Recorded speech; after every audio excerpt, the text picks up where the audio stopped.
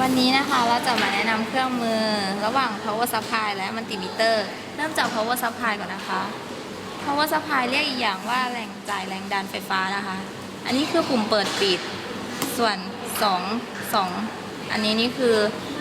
แรงจ่ายแรงดันแบบฟิกค่านะคะข้างบนนี้จะเป็น DC ส่วนข้างล่างนี้จะเป็น AC ถ้าเราจะปรับค่าได้นะคะคือข้างบนนะคะแล้วเวลาเราจะปรับค่านี่เราต้องใช้ตัวนี้นะคะในการปรับค่าส่วนอันนี้คือเครื่องมัลติมิเตอร์นะคะใช้วัดค่าต่างๆค่ะอันนี้คือปุ่มเปิดปิดนะคะส่วนอันนี้จะเป็นวัดค่าระหว่าง DC และ AC กระแสตรงกับกระแสสลับค่านี้จะเป็นค่าวัดค่าตัวเก็บประจุนะคะส่วนค่า V นี้จะเป็นค่าวัดแรงดันนะคะส่วนอันนี้จะเป็นค่าวัดกระแสค่ะ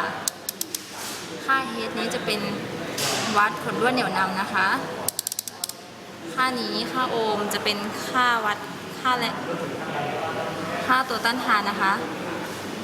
สายดำนี้จะเป็นใช้ร่วมกัน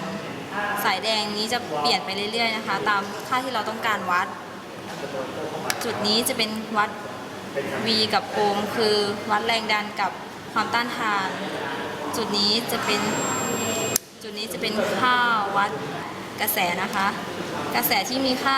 ต่ำนะคะส่วนจุดนี้จะวัดค่ากระแสที่มีค่าสูงมากๆค่ะ